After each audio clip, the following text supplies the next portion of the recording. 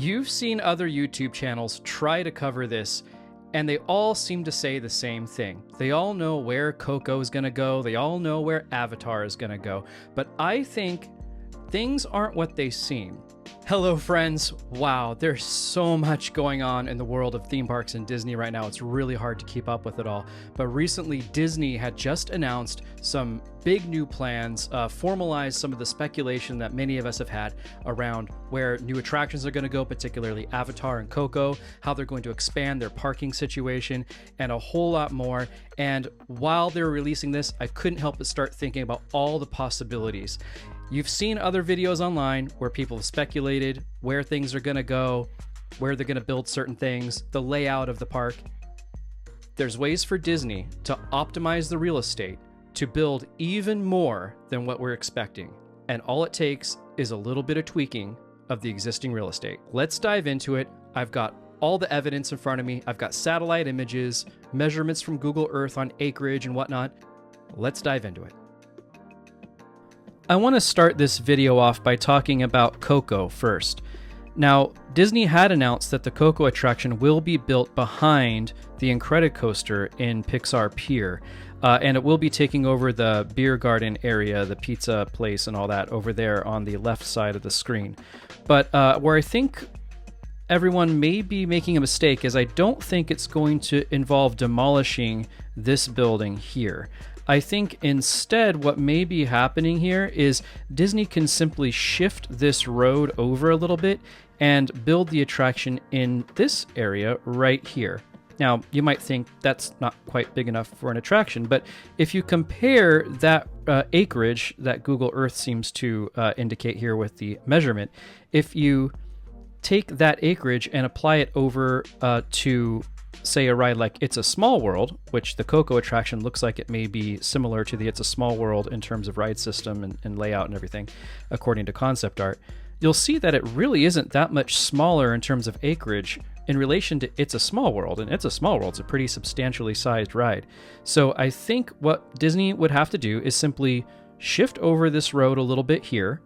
They can cut it here and then cut it here and then just merge it together there. And they could build a whole new attraction show building right there, leaving the existing building here intact. That also leaves that area available for another ride sometime in the future, so they could add yet another Pixar Pier attraction behind the Incredicoaster right next to Toy Story Midway Mania. So that maximizes the opportunities there in the Pixar Pier area. But another thing to notice is that if Coco were to take up this space here and where they've officially announced where Coco is going to go, that blocks the path over to what would be the future Disneyland Forward California Adventure expansion.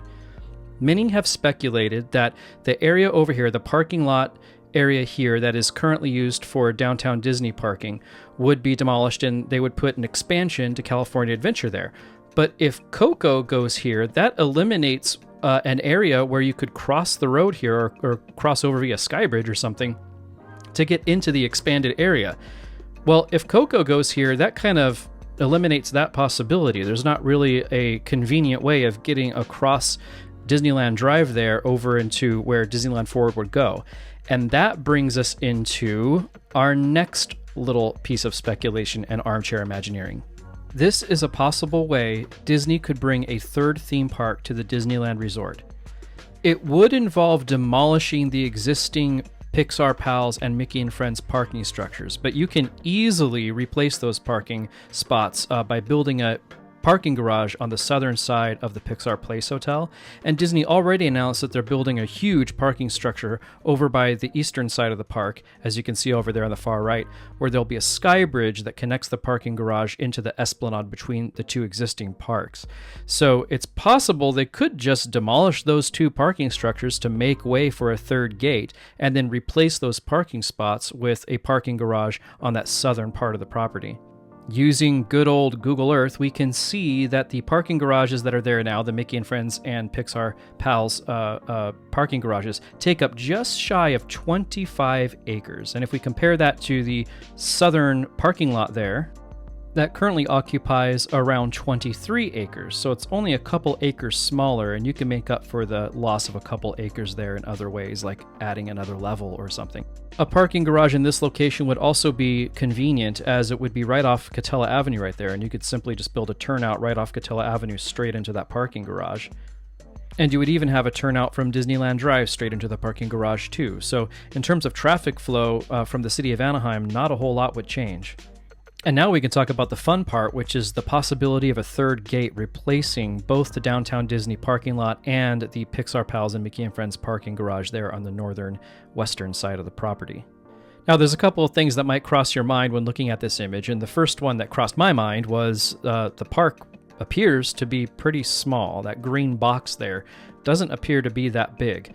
But if we actually took a Google Earth image and calculated the square acres, we end up with just shy of 60 acres. Which, if you took the footprint of California Adventure, guess what? It's almost exactly 60 acres. So this new park in that area would be approximately the same size as California Adventure, with the backstage areas and all the maintenance areas and facilities included in that. So that area is almost the same in terms of mass as California Adventure is, which is plenty of room for a third gate. Keep in mind, California Adventure has had many, many years of expansions put on top of it. When it first opened, it was not 60 acres.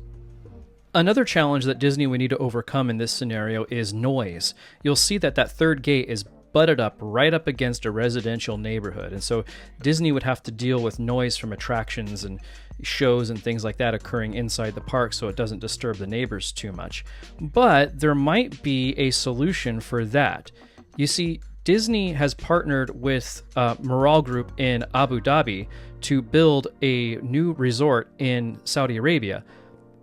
That park is going to be almost all indoors. So it's possible, another idea is that this third gate could be a mostly indoor park, and Disney is simply leveraging the research and development that the Miral Group is investing into their park, can then copy and paste some of those technologies and some of those building methods over into this third gate to make it truly a cutting-edge new third addition to the Disneyland Resort, but have it mostly be indoors, which might actually solve the problem of noise for that area.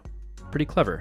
And with all that demand with a third gate open, of course Disney's going to need a lot more parking to supplement those cars, especially if they're going to be demolishing the Pixar Pals and Mickey and Friends parking structure. And that brings us full circle back to the Eastern Gateway project. At this project, Disney is going to be building a huge parking structure right there off Manchester Avenue and the 5 freeway. And it's actually an ideal spot for a parking garage for a couple of reasons. Firstly, you could have a off-ramp directly off the freeway into the parking garage.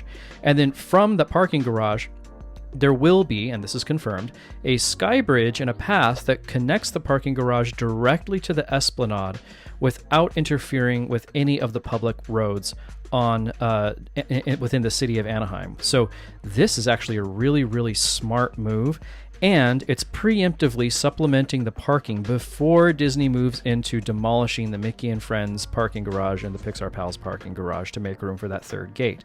Combined with that southern parking garage over there off Catella that we mentioned earlier, Disney could nearly triple their parking capacity. There's a lot more we could talk about in terms of how Avatar fits into this whole situation with the Eastern Gateway, but I've decided to save that for another video so we can get into it in a little more depth. I also want to get into the parks and take some photos of the area just for the video. So make sure to like and subscribe, hit the little bell notification so you're notified when that video goes live, hopefully sometime in this next week.